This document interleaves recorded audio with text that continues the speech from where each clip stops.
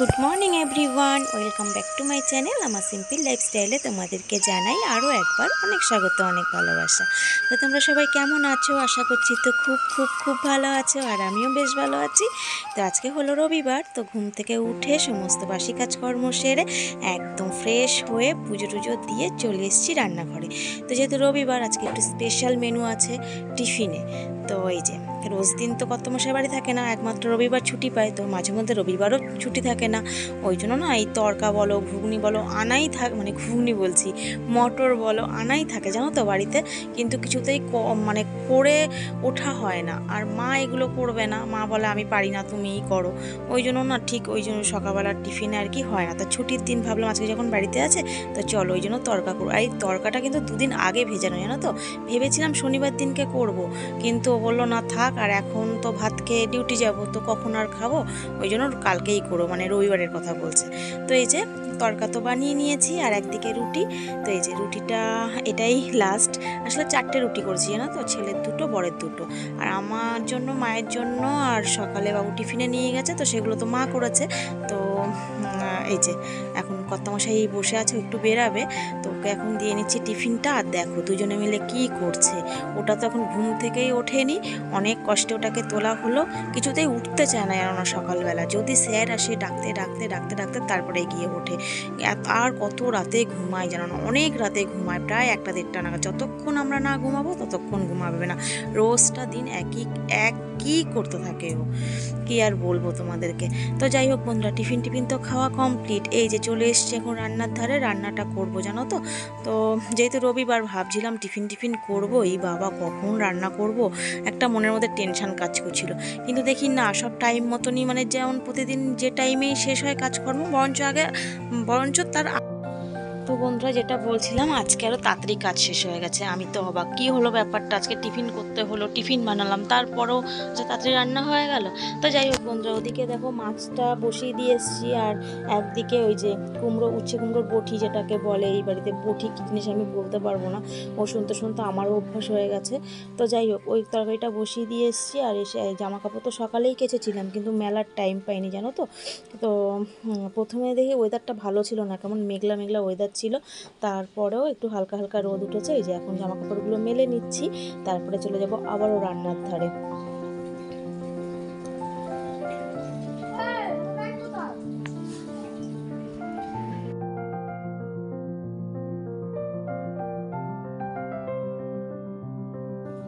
তো বন্ধুরা চলে এলাম রান্নার কাছে, জামা কাপড় চোপড় মেলে, আর এসে দেখো মাও দেখি রান্না করছে। আসলে কি তরকারিটা বসিয়েছিলাম, তো জামা কাপড়গুলো তো মেলতে গেছিলাম, যদি মানে নিচের দিকে মানে পোড়া পোড়া লেগে যায়, ওই জন্য মা একটু নাড়াচাড়া দিয়ে দিচ্ছিল। তো ওটা প্রায় হয়েই গেছে, আর একটু হলে নামিয়ে নেব। মা বলছে যে হয়ে গেছে, আমি না দাঁড়াও আর একটু হোক তারপরে নামাবো, মানে একটু মিষ্টি দেবো। এই তরকারিটার মধ্যে একটু মিষ্টির ভাগটা না একটু বেশি দিতে হয়, তাহলে না খেতে ভালো লাগে। মিষ্টিটা তো আমি দিয়ে যাইনি, আর মা তো সেটা জানে না, তো এই জন্য মিষ্টি দিয়ে তারপরে আর একটু নেড়ে ছেড়ে তারপর নামিয়ে দেবো। আর আজকে মাছের ঝোলটা করবো, এই যে কাঁচকলা আলু দিয়ে মাছের ঝোল করবো, পাতলা করে জানো তো। তো আর তো বন্ধুরা যেটা বলছিলাম, মাছের ঝোল তো করবো, কাঁচা কলা আলু দিয়ে ঝোল করবো পাতলা। তো কাঁচা কলার খোসাটা কী করবো, ওটা তো আর ফেলবো না, কারণ এই কাঁচা কলার খোসা বাটা খেতে আমার বরমশাই খুব ভালোবাসে, আর শাশুড়িও খেতে খুব ভালোবাসে। আর আমার আগে অতটা আমার ভালো লাগতো না, এখন আমিও ওদের মতনই হয়ে গেছি, আমারও খেতে ভালো লাগে। আগে অত বাটা ফাটা খেতাম না, এখন দেখি বাটা খেতেও ভালো লাগে। যেন গতকালকে বেটেছিলাম পটলের খোসা, আর আজকে বাটবো এই যে কলার খোসা। তো কলার খোসাগুলো ভালো একটু জানো তো, মানে একটু কলা রেখেই খোসাগুলোকে কেটেছি যাতে বাটলে ভালো লাগে। তো প্রথমে তো নুন ধুয়ে নুন হলুদ দিয়ে সেদ্ধ মানে বসিয়ে দিয়েছি একদিন। তো বন্ধুরা আমার ঘরটা যে হারে নোংরা হয়েছিল, খাটের ওপর টোপর এইখানটা, তো সবই গুছিয়ে টুছিয়ে পরিষ্কার করে নিলাম। এখন যাব রান্নাঘরে, রান্নাঘরটা কিন্তু আজকে পরিষ্কার করা হয়নি। রান্না বসিয়ে মানে মাছের ঝোলটা বসিয়েছি, একদিকে মাছের ঝোল আর একদিকে হলো ওই যে কাঁচা কলার খোসাটা সেদ্ধ বসিয়েছিলাম। তো এই যে বসিয়ে ঘরটা পরিষ্কার করতে এসেছিলাম, তার মধ্যে মাছের ঝোলটা কিন্তু হয়ে গেছে, ওটা নামিয়ে রেখে এসেছি। আর কাঁচকলার খোসাটাও মানে সেদ্ধ হয়ে গেছে, ওটাকেও গ্যাসটাকে বন্ধ করে এসেছি, কিন্তু রান্নাঘর তো পরিষ্কার করা হয়নি। আর এই ঘরটা কিন্তু একদমই পরিষ্কার, দেখো মানে ঘর দুয়ার গুছিয়ে ঝাড়টার দিয়ে একদম মুছেছি। সকালে তো একবার মুছি, আবারও যেহেতু বিছানাটা পড়ে থাকে, বিছানাটা গোছানোর পরে আবারও মুছলাম।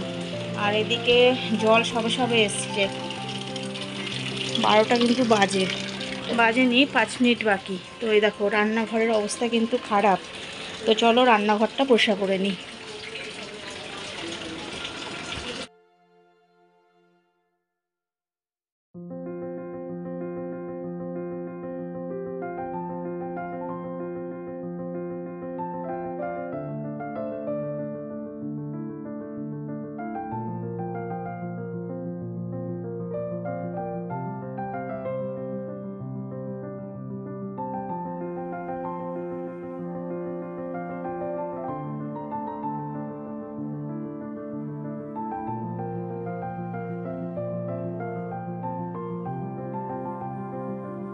তো বন্ধুরা রান্নাঘরের কাজ একদম মিটে গেছে, রান্নাঘর পরিষ্কার হয়ে গেছে। কিন্তু এই যে কাঁচা কলার খোসা, এটা তো গতি করতে হবে, তো এটাকে বাটবো, সেই জন্য এর যে উপকরণ সেগুলো এখন রেডি করব।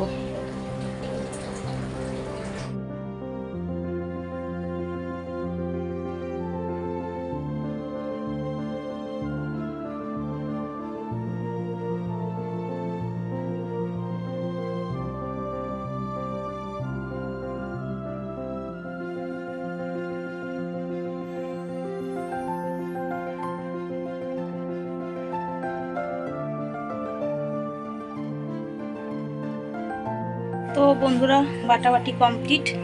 এই যে আর কি কি রান্না করলাম চলো শেয়ার করে নিই।